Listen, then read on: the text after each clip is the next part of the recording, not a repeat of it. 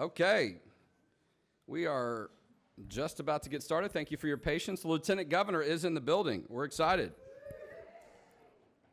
Welcome, everybody, to the 2025 Texas Faith and Family Day.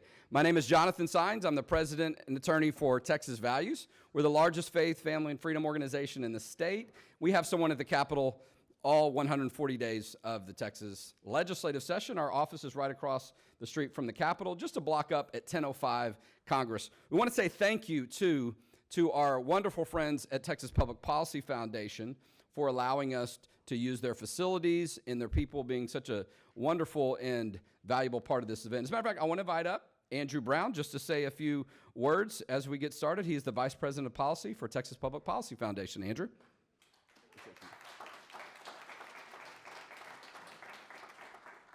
Well, good morning, Texas Values. We are so grateful that you all are here for your Family and Freedom Day at the Capitol. And more than that, we are grateful for the partnership of Texas Values and everything that you all do to defend the ideals that make Texas great, and especially the institution of the family. I work on child and family issues here at the foundation, and that means I'm one of the really lucky ones at TPPF who gets to work very, very frequently with Texas Values in advancing things that we have common cause in. Last session, I was in the trenches with Jonathan Covey and Mary Castle on SB 14, which prohibits any child from being medically transitioned in the state of Texas. And I can tell you that that bill never would have gotten passed were it not for the great work that Texas Values does and the advocacy and the commitment that they brought to that fight. So we hope y'all have a wonderful summit today. Our home is your home, and just enjoy your time here at the Texas Public Policy Foundation. Thank you. Thanks, Andrew. And if you'll bow your head with me for just a minute, as a Christian organization, we'd like to start our events with prayer. Dear Heavenly Father, thank you for this time together today. Thank you for this wonderful state, this community that we live in, this country. Thank you for our President, Donald Trump. Thank you for our Governor, Greg Abbott, our Lieutenant Governor, Dan Patrick, who will be up in just a minute. And thank you for the just wonderful leaders in our state and the many freedoms that we have. In Jesus Christ's name I pray, amen. And now I want to invite up our good friend Jana Long from Concerned Women for America of Texas to lead us in the pledge to the American flag. It is right here. It's right here. I'm just going to do I pledge allegiance to the flag of the United States of America and to the republic for which it stands, one nation, under God, indivisible, with liberty and justice for all. And now I'd like to invite up State Representative Hillary Hicklin to lead us in the pledge to the Texas flag. Honor the Texas flag. I pledge allegiance to thee, Texas, one state, under God, one and indivisible. Well, I am so excited to start this event with our first speaker, who really needs no introduction, but I will just say a few words. He does have a tight schedule. Let me just say this. The standard for faith, family, freedom, and life in the state of Texas of a state elected official is Dan Patrick. His record is unmatched. He is without question the leader of our Texas Senate. He has been our lieutenant governor for many years and a friend for many years. And whether it's the life issue, religious freedom, parental rights, school choice, so many different issues, they're in a better position, or they're now in state law, because he came to the Texas Capitol and decided he was going to lead from the front and get things done. Please welcome the Lieutenant Governor of the great state of Texas, Dan Patrick.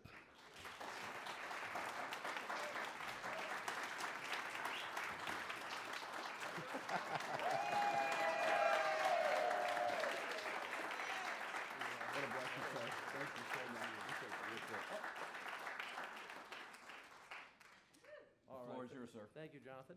Good morning, everyone. A great way to start the day. You know, I don't say this to remind you to pat me on the back. I say this to remind you that we always have to stand up for the Word of God. When I came in 2007 as a freshman senator, everyone said I wouldn't last one session. We survived, and one more and one more. But the very first thing I noticed was In God We Trust was not in the state Senate. I didn't know how to pass a bill on day 3. They said I wouldn't pass a bill, ever. And see, a lot of people back then, you know, we have to remember how new your movement is to Texas and America. That was 2007 was before the internet.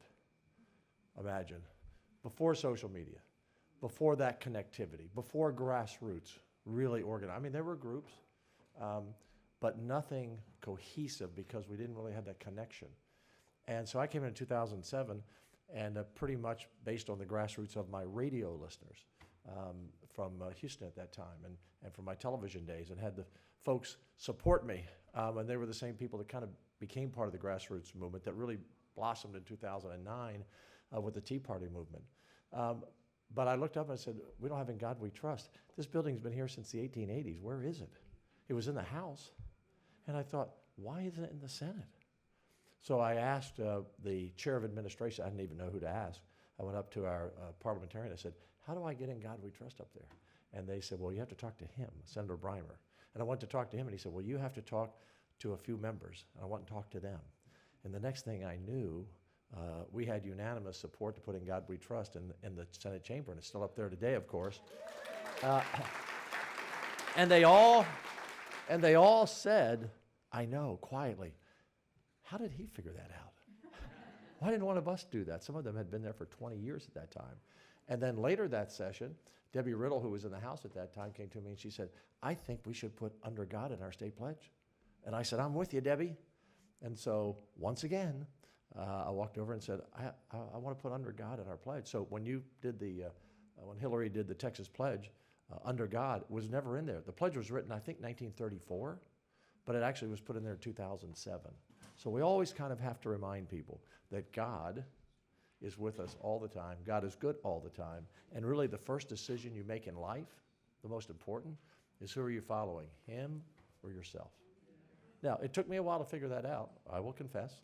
A lot of people, it takes a while for them to figure it out. But that's where we are, and that's who we are. In the Texas Senate, this is really true, and I don't say this to be melodramatic. It's just true. We are a Christ-centered Senate. And Jonathan, I can't see because of the lights where you are. Where's Jonathan? Oh, he stepped out. Okay, he's heard the speech before. There you go. But he knows that to be true. And I won't go through the list of senators because I'll forget all 20 Republicans. But we have serious believers. And you may not know this, and this is really a tribute to the entire Senate. We usually have a chaplain or a pastor of the day. You've been in the Capitol, you know how that works. But when COVID hit, the decision was not to have people coming in from outside because most sessions in 2021, remember the vaccine came out in December of 20, so we were still all really unsure everybody, where are we? You know, it had been around for about 8 months. So I decided, unlike other states that were all meeting by Zoom, almost all the other states didn't want to even show up. We said, we're going to meet. But we didn't think it was a good thing to bring outsiders in every day. And so each senator did the prayer every day from both parties. And it was really an interesting time for us. And it was a binding time for us. And then, you may not know this, no one ever writes these stories, but the last Sunday of session, because we're not here on Sundays except the last Sunday, and the last Sunday, we always have church service in the back hall. Members come together. About probably 20 of the 31 members come. Some are actually at church or Mass. And members share their favorite passage. Angela Paxton is always a singer. If you know her, she can sing. And some other members. And then we go out on the floor and we all join hands, all 31 of us, and we say the Lord's Prayer. So I say that to let you know that we're not Washington, D.C. That would never happen in Washington, D.C. I say that because that's who we are in Texans, and as Texans. And last night, I'll tell you an interesting story. So we are working on a number of issues, and I'll kind of tick them off in a moment. But one of the things we're doing is trying to make more movies and films in Texas so we don't have California values proliferating what we see. And it will never be a perfect science, but we've been doing it for a little bit of time. and now. And so it's become a big business in Georgia. And we said, why does Georgia get to do all this? Let's Texas do it. So last night we had Woody Harrelson and Matthew McConaughey and Dennis Quaid for dinner in the Lieutenant Governor's dining room with a number of members from the House and the Senate to work on a bill to make sure that we do this in the guidelines that we believe Texas wants. And one of the lines is that we don't do anything that's not appropriate, or would be an embarrassment against Texas or put Texas in a bad light. But as we began the dinner, Marion was there with me last night, my staff. Wave, Marion. Marion's my deputy chief of staff. She's been with me for 17 years as my education director. And then Darrell Davila is my chief of staff. Wave, Darrell. So they were there. It was just 10 of us for dinner. We had Todd Hunter and Greg Bonin and Ken King and then Joan Huffman. So the key people in this bill. And I had made a Christian film in 2009 called The Heart of Texas. And it's an incredible story. It did very well at the time. It was just a documentary. And I had sent a copy to Matthew McConaughey, who lives here in Austin full-time. Can you all shut that door back there for me? Tom, can you shut? Thank you. And so I'd sent it to him 2 years ago just to see it because we were just getting to know each other. And he brought it up, and it's a Christian film. And so there at that table last night, we spent the first 15 minutes, Marion, talking about Jesus. It's just kind of an amazing thing. I didn't know he was going to bring it up. It wasn't for me to speak. It was for the members to hear from them and their thoughts. So anyway, God is good all the time, and Texas is good all the time because Texas focuses on the Word of God, I think, as much as any place in the world, quite frankly. So we'll always go to that guide. I say this and forgive my a little bit of, I think we all have a little bit of a voice issue these days with some of the stuff that's going around. But one of the things I always say in my speech is that our number one lobbyist in the Texas Senate is God. Okay, you're a great lobbyist, by the way. We really need you, and I thank Jonathan for this organization. Thank all of you for supporting. It's really important to have your backup on so many issues. So members here were, because you represent millions of people in Texas. They all can't come. So you're here representing them, just like I am. And when it's a tough issue and you say, okay, are we going here, are we going there? That's who I go to, and that's who I think a lot of our members go to. Where would God be on this issue? You know, there are, I think the last count, 1,500 lobbyists here in the state. There are 181 legislators, 150 in the House. And by the way, when I first, is there any water anywhere, a bottle of water if you have one? When I first got elected, I said, why are there 150 House members and 31 senators? Why those two numbers? And there's nothing in our history books, and we've looked, we've researched it. And I know 2 of you, or 3 of you, or 5 of you are already thinking, thank you very much. By the way, this little bottle, I'll have to tell you a funny story. So Monday, I'll get back to that in a minute. So Monday, before I came up here, I went to Costco. I love going to Costco. Oh, back up. Thank you very much. So my wife was with me, and I said, I'll get you some water. And I thought, 80 bottles, that's pretty good, really heavy. So I put 2 80-bottle cartons in the car, in the basket in the car. I get home. I bought 160 of these size bottles. My wife said, you're not picking out the water anymore. So it takes 3 of these for 1 big one, by the way. So, and she says, so now I have to twist 3 times as much? I said, yeah, you kind of have to do that. Hold on, let me take a drink here. Anyone have a thought? I want young people, let young people answer, the students here. Anyone know why we might have 150 House members and 31 senators, where their numbers came from? Yes, sir, raise your hand. Senators, I think, were 2 for each state. No, that's the U.S. Senate, but that's good. Most adults don't know that in a lot of blue states. Okay. So the only thing we can figure out, there are 150 Psalms and 31 Proverbs. Oh, I got a lot of, I thought some of you knew that. And look, we don't know that for sure, but doesn't it make sense? Because 31's a really odd number to pick. Most states have 50, 60, 70 senators, even small states. And of course, our senators have a lot to do. They represent 1 million people each. I mean, think about all the small states in the country. 5 senators would cover almost every state, more than half the states. Like Iowa, they have 3 million people. So that's 3 of our senators. And if you didn't know this, just for the young people here, every district has to be the same.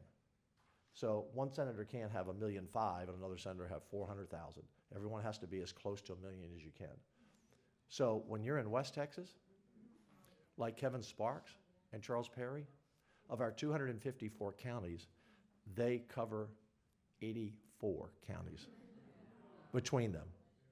Because they have to, and that's why you see some of these, like Charles Perry goes from Lubbock almost to Austin, at all points in between, because you got to get the population. Where when I was a senator in Houston, or Paul Betancourt now, his 1 million people are just in 1/3 of Harris County. So everybody has to have the same thing for the House members. So anyway, and for me, besides always going to our best lobbyists, our wisest lobbyists, God is, for me, it's real simple. When it comes down to a vote, I'd rather be voted out of office than voted out of heaven. Okay? It's a real, make that a bumper sticker. Tell your folks, you want to be voted out of office or voted out of heaven? That'll get them thinking. Jonathan, I think you can turn that into a shirt or something like that. Yeah, something. Yeah. So a little bit about the session. So we have a new speaker, and I was very public with how the process went. But so far, so good. But they haven't passed a bill yet, so we'll see. Okay. I'm hopeful. We have already passed in the Senate. We've already passed out to increase your homestead on your property taxes from $100,000 to $140,000, which will save you another. When I came in in 2015, the homestead exemption was $15,000. It had been that forever, and I took it to. I don't have many I's in this, but this is one thing I've always kind of been focused on. So we as the Senate went to $25,000 in the first session. Then we went to $40,000. And then last year we went to $100,000. So now go to $140,000. So for people in 490 school districts, we've almost wiped out their M&O school taxes, because the value of the homes in the smaller counties tend to be around $150,000 to $180,000. So we almost wiped out their school taxes. And for people, if you live in a $300,000 house, which is the average in a lot of our suburbs these days, or a little higher, so we've just cut your school taxes in half. So we're going to continue to do that. Secondly, you're welcome with that. Secondly, we passed school choice. Brandon Creighton. We passed it in the Senate 5 times. This is our 6th time.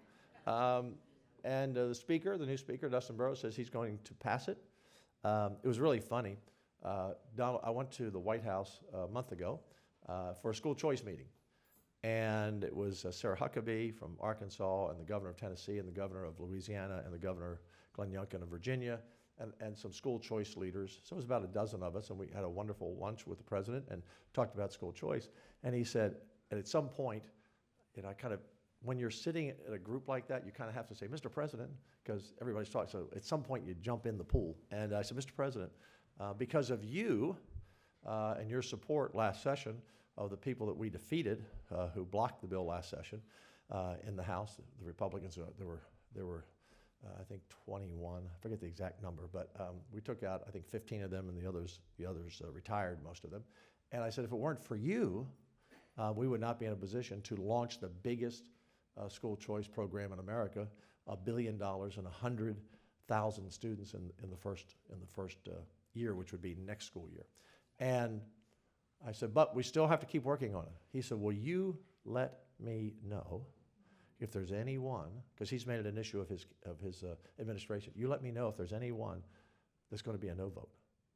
So I said, I will. So he said, just send me a little note on that. I did. So he tweeted out about our launch of the school choice bill. It's time for school choice in America. And he said, and I'll be watching the Texas House very closely. Okay? So I have to read this to you so I can get this right. Give me 1 second here. So along the way at the inauguration, I met for the first time Elon Musk. And I'll have to tell you a funny story.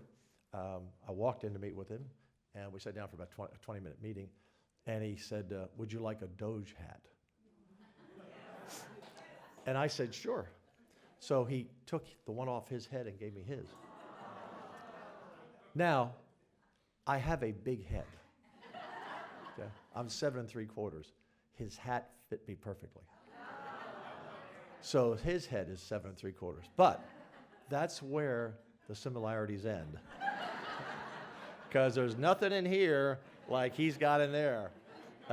So about 2 weeks later, he sent me a text about something. The first time I got a text from him, and I said, I answered the question, and I said, by the way, would you tweet something out about school choice?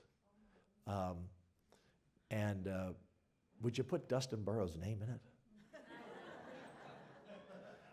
This is what he tweeted out, okay? So he's brilliant but simple in his words. I hope Dustin Burrows passes school choice in Texas to give kids a chance. If kids only have one school option and it's bad, then they never had a chance. Isn't that good? Simple. Now, when I put out a tweet, if it's kind of not big news, but a regular, I might get 10,000, 20,000. If I have something really good, like when I went to the lottery a few weeks ago, if you saw that, and I did my investigative reporting, that got like 200,000 views. That's a lot for me. When he tweeted that out in 12 hours, it had 6 million. Of course, he has 218 million followers. He owns it, of course we know. So, but I just thought it was so simple. So really kind of cool.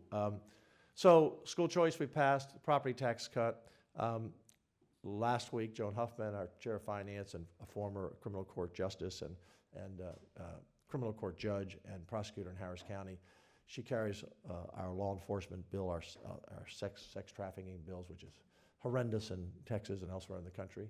And we passed 4 bail reform bills. Let me tell you how bad it is in Harris County. In Harris County, the 3rd largest, I think, in the country now, biggest in Texas, there are 1,657 people charged with murder waiting for a trial. 1,657 in one county. And 800 of those are out on bond. 800. And according to our statistics, 161 people since 2021 have been killed in Harris County by people who had already been arrested before and let out. Now, Harris County is the only county that keeps the data, keeps the stats. Well, actually, we have a bill to force every county to do it, every big county, because I'm sure it's very similar in the big blue counties. So the bail reform is very important, so we passed those 4 bills out. Very important for your safety, because you're going to say, well, I don't live in a big county. By the way, they travel to your county. 20% of the people in jail in Montgomery County, the northern county, have residences in Harris County. And we had someone testify, the county judge or the DA from Comal County, someone who had left a big county, charged with murder and had traveled all the way through Comal, killed another person on the way to San Antonio to kill another person. So one goes everywhere. It's not like, oh, they're just there, we're okay where we are. So we have to address that. And then yesterday we passed a bill that's close to my heart, and that is our investment in research and prevention for Alzheimer's. That passed yesterday 30-1. And 11 years ago or 12 years ago, we passed a bill called CPRIT, Cancer Prevention and Research. In Texas, we're blessed that we, on occasion, have the dollars to invest that other states do not. And we're also blessed to have some of the best researchers in the country in cancer, particularly through MD Anderson and other hospitals. But we put $3 billion into a 10-year, so $300 million a year, to attract the best researchers in the world. Because if a researcher is going to move to Texas to do the research on cancer, for example, they have to know that the money's not going to dry up in a year or two. So we made a big commitment. And so yesterday, and I'm sure this will pass the House, we passed it. Same type of program, a $3 billion program, $300 million a year to $300 million to bring the best and the brightest researchers for Alzheimer's dementia, which is quite frankly, we have to have some breakthroughs. We've had some breakthroughs in the cancer research that have literally saved lives. And so I hope none of you have had anyone in your family or a friend who's had Alzheimer's, but you know, if that happens, the whole family's life stops. It's a disease that impacts the family more than the person who has it. Obviously, it impacts that person tremendously.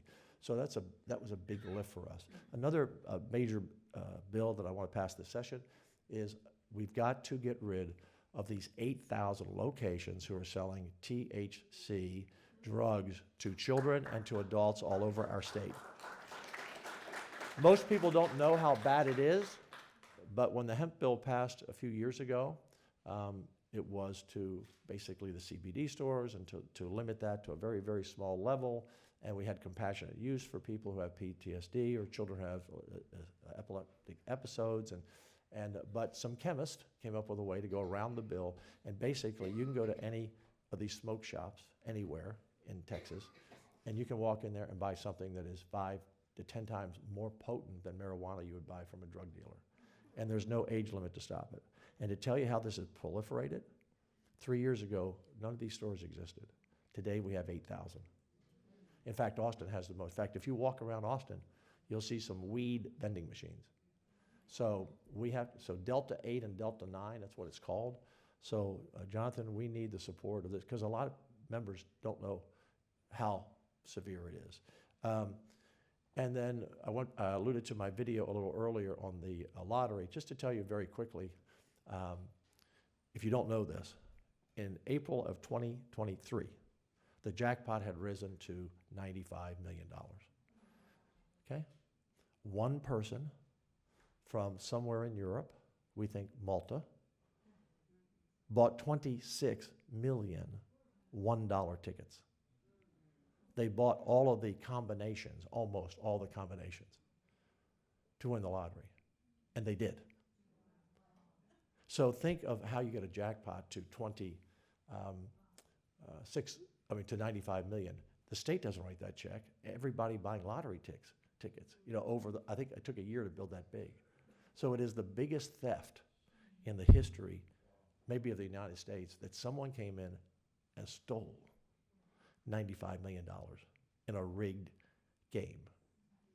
The other option, if it wasn't someone who was sure they were going to win, is it's money laundering at a grand scale. And for those of you who don't know what money laundering is, if you steal $100,000 and it's ill-gotten gains, whether you sold drugs or whatever you did to get $100,000, you try to launder it by getting rid of some of that money. And it usually costs you money to get rid of some of that money so you have some of it clean. And so if you bought $26 million in lottery tickets and you win 2 out of 3, it means you lost, but they're okay losing 5 or 6 million to have a clean 20 million, if that makes sense to you. So I believe it's not only and it could be the cartels, it could be terrorists, but the Lottery Commission, we passed laws that you could not have courier services. We passed laws you could not sell tickets to a foreign group. We passed laws that kids couldn't buy tickets. And the people at the Lottery Commission broke every rule. And so when I went up to that store a few weeks ago where someone hit an $83 million lottery through a courier service, I decided to look into it. And that one may be legitimate, don't know. May just have been someone lucky who bought their ticket there. But if I said to you, lottery courier, I think everyone thinks a lottery courier is like Grubhub for lottery tickets. Like you call them, they come, pick up your tickets. No, it's an app on your phone. There is no such thing as a courier. It was a phony baloney name to cover up what they were doing. And so imagine going into Stop and Go where you should be buying your tickets. I don't mean it should be, but I mean that's where you're supposed to. Stores like that, they have 2 terminals. Imagine if they had 40 behind the wall, printing out tickets, and that's what these couriers are doing all over the state. So the whole thing is corrupt in my view. I'm not sure if it's money laundering. I'm not sure if it were, whiz kids who figured out how to fix the game and found people to put up $26 million. But we have a Texas Ranger investigation on it, and it's a very serious issue. I don't know if the lottery will survive past June or not, but there are a lot of changes that have to happen. Yeah. How many people just want the lottery to go away? Okay. Yeah. It's pretty much everywhere I go. That's kind of the response I get. So we'll see, because lottery is up for sunset. What that means, for those of you who don't know, every 12 years, every agency is up for sunset, for review, to either eliminate them or just improve them, find efficiencies. It just so happens this year, the Lottery Commission, it's their year they're up. And so if we don't pass the bill to renew them, they're done. It's over. So we're going to look at this Texas Ranger investigation, a very serious issue. I'll close with this. Some really big issues this session. We always focus on life issues and family issues, but there's some which get the headlines and important, and we'll follow through and we'll do those things. But this is an issue about three big things that impact all your lives. Number one, water. We spent about an hour and a half with our members in a meeting yesterday over looking at Charles Perry's water plan. We're running out of water, folks. You know, we have droughts in parts of the state. It's a massive, massive investment. You know, there were 18 million Texans in 2000. There are 30 million today. So we've added 12 million people in the last 24 years. And we're projected to add another 15 million by 2045. So we are short of water. Industry uses water. Industry is moving here. So we're going to make a major investment. We've put $3 billion into water the last 3 years. But the projected cost to fill all of our water needs is somewhere in the neighborhood of $60 to $70 billion by the year 2050 or 60. So that's a serious issue for us, and we're working on that. Leaky pipes are a big problem, number one. We have a lot of leaky pipes around. I think the city of Houston loses about 20% of all the water they produce that comes from the lakes. Number two, the grid.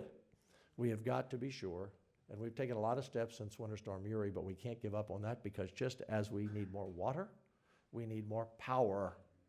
And so that's a major issue. Again, not sexy issues, not headline issues, but things that really impact. If you don't have water, if our farmers don't have water, if our ranchers don't have water. Right now our cattle herd is usually around, our beef cattle about 6 million. We're down to 4.5 million because of the drought in West Texas. So that's the reason beef is a little high, because we have less cows and people still buy steak.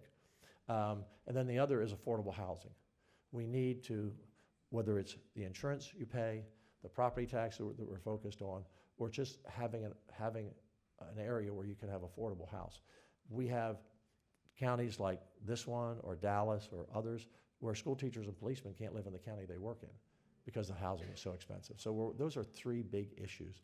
And the last thing, on a light note, and I'll go back to Twitter and how you never know what reactions you get. So I met with the cattle feeders and the cattle ranchers last week or the week before.